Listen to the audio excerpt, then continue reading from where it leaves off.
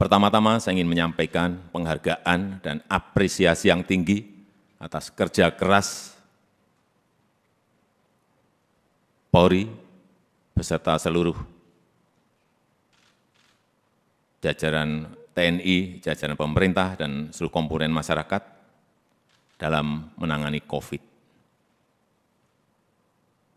Itu dilihat masyarakat, dan itu juga saya lihat dan saya rasakan, kerja keras itu.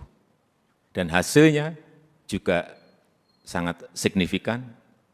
Sampai hari ini, yang mendorong paling kuat memang adalah dari Polri, telah 440 juta dosis vaksin yang telah disuntikkan kepada masyarakat. Dan hasilnya, pandemi COVID mereda. Dan hasilnya, ekonomi kita bisa tumbuh 5,44%. Dan hasilnya, indeks kepercayaan masyarakat juga menempatkan Polri di puncak teratas pada saat itu.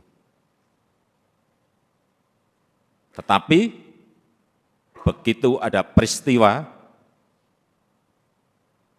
FS,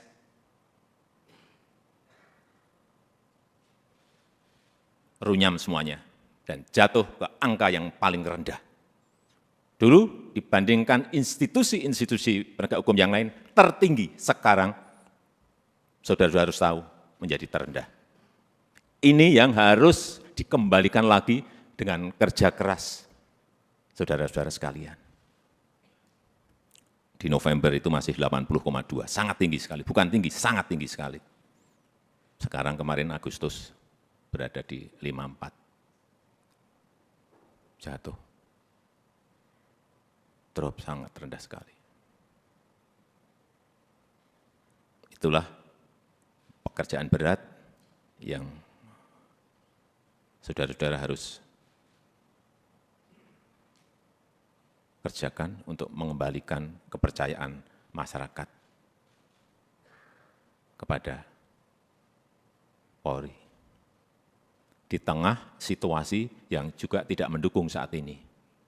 Kita tahu semua negara sedang sulit, dunia sedang sulit, kita ini menahkodai negara ini juga menghadapi gelombang dan badai dari ekonomi global yang tidak gampang. Perlu saya sampaikan, 66 negara berada pada posisi rentan, 345 juta orang di 82 negara sudah masuk menderita kekurangan pangan akut. Ini yang semua Kapolda, Kapolres, pejabat utama Polri harus tahu. Keadaan situasi seperti ini harus ngerti. Sehingga punya sense of crisis yang sama. Hati-hati dengan ini. Hati-hati. Oleh sebab itu saya ingatkan masalah gaya hidup. Lifestyle.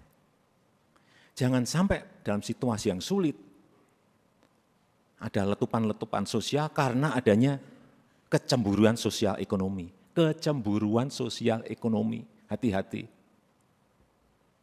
Sehingga saya ingatkan, yang namanya Polres, Kapolres, yang namanya Kapolda, yang namanya seluruh pejabat utama, perwira tinggi, ngerem total. Masalah gaya hidup. Jangan gagah-gagahan karena merasa punya mobil bagus atau motor gede yang bagus. Hati-hati, hati-hati. Saya ingatkan hati-hati. Masanya yang lalu-lalu sudah usai.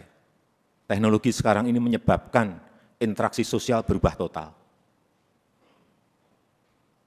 Sosial media bisa mengabarkan bukan hanya TV, bukan hanya media cetak, media online. Pribadi-pribadi kita sekarang bisa menjadi surat kabar, bisa menjadi media yang setiap saat bisa memunculkan perilaku-perilaku kita sehari-hari kayak apa. Meskipun sembunyi-sembunyi. saya terlalu banyak mendapatkan laporan. Sehingga kembali lagi, gaya hidup, urusan kecil-kecil, tetapi itu bisa mengganggu kepercayaan terhadap Polri. Urusan mobil, urusan motor gede, urusan yang remeh-temeh aja. Sepatunya apa, bajunya apa, dilihat masyarakat sekarang ini. Itu yang kita harus mengerti dalam situasi dunia yang penuh dengan keterbukaan. Dan keluhan masyarakat terhadap anggota Polri kita, ini tugas saudara-saudara semuanya. Jadi keluhan masyarakat terhadap Polri, 29,7% itu, ini sebuah persepsi karena pungli. Tolong ini, anggota-anggota semuanya diredam untuk ini. Sewenang-wenang, tolong ini juga diredam pada anggota-anggota. Pendekatan-pendekatan yang represif, jauhi. Mencari-cari kesalahan, nomor yang ketiga 19,2%. Dan yang keempat, hidup mewah yang tadi sudah saya sampaikan. Karena Bapak, Ibu, dan saudara-saudara sekalian, itu adalah aparat penegak hukum yang paling dekat dengan rakyat, paling dekat dengan masyarakat, dan paling sering berinteraksi dengan rakyat. Jadi ingatkan anggota-anggota, selalu di briefing anggota-anggota, seluruh anggota, dan ingatkan untuk hal-hal yang berkaitan dengan pelayanan masyarakat, ingatkan mereka. Jangan sampai karena tidak kecepatan kita, yang kedua, rasa aman dan nyaman masyarakat itu, ini masalah persepsi loh. Rasa aman dan nyaman masyarakat itu menjadi terkurangi atau hilang. Karena apapun, Polri adalah pengayom masyarakat. Hal-hal yang kecil-kecil, tolong betul-betul dilayani betul. Masyarakat kehilangan sesuatu, harus direspon cepat. Sehingga rasa terayomi dan rasa aman itu menjadi ada. Yang ketiga, yang berkaitan dengan soliditas. Jangan sampai, ini hati-hati, ini sudah masuk tahun politik. Karena pemilu sudah berjalan tahapan pemilu sudah berjalan sejak Juni yang lalu. Harus ditunjukkan soliditas di internal Polri dulu. Rampung, kemudian soliditas Polri dan TNI, itu yang akan mengurangi tensi politik ke depan. Soliditas. Harus ada kepekaan. Posisi politik ini seperti apa sih?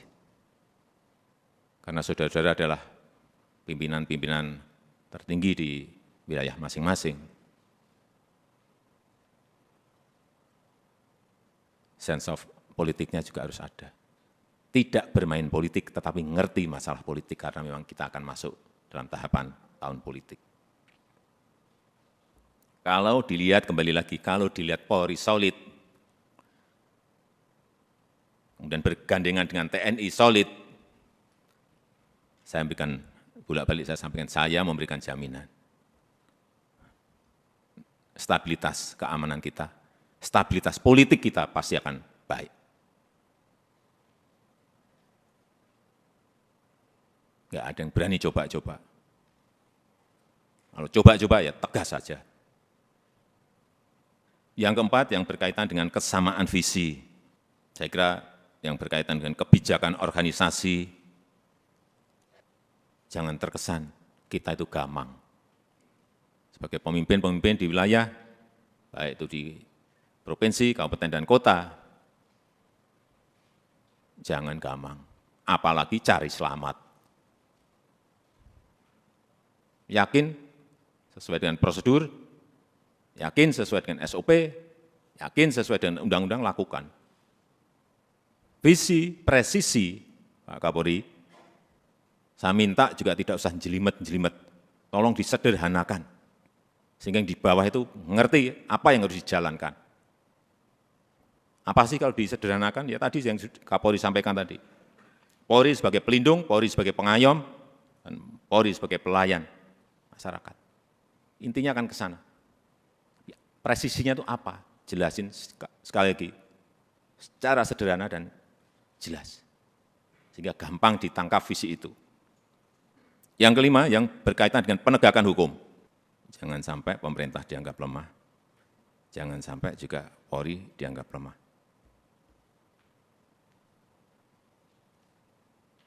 Sudah perintahkan kepada Kapolri saat itu, urusan judi online, bersihkan. Ya udah.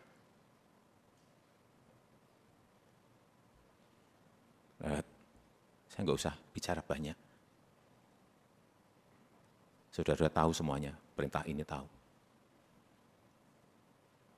Dan penegakan hukum untuk yang berkaitan dengan narkoba. Ini yang akan nanti bisa mengangkat kembali kepercayaan masyarakat terhadap Polri. Dan kalau ada sebuah peristiwa, itu segera dirancang komunikasinya yang baik. Komunikasi publik itu penting banget. Jangan terlambat, jangan lamban. Sehingga yang muncul nanti kalau lambat, yang muncul isu-isu yang lain. Sekarang ini sekali lagi era sosial media, hitungannya detik, hitungannya menit. Sudah bukan hari lagi. Begitu ada sebuah peristiwa kecil, dan saudara-saudara menganggap ini kecil, sehingga tidak ditangani, dikomunikasikan dengan baik, dengan kecepatan, membesar menjadi sulit untuk kemudian diselesaikan lagi. Ini tidak berada pada posisi yang normal. Dunia sekarang ini. Sehingga gampang sensitif dan gampang tersulut. Untuk menumbuhkan optimisme harus menciptakan hal-hal yang baik. Dikontra dengan itu. Dikontra dengan prestasi-prestasi. Dikontra dengan komunikasi yang baik.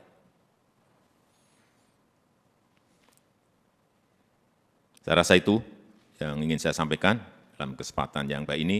Sekali lagi, saya sangat menghargai kerja keras saudara-saudara sekalian dalam penanganan COVID yang lalu, dan kita harapkan dengan kekompakan, dengan kesolidan di Polri, di internal Polri, kemudian bergandengan dengan TNI, saya percaya apa yang tadi saya sampaikan bisa kita lakukan dengan baik. Saya tutup pertemuan pada sore hari ini.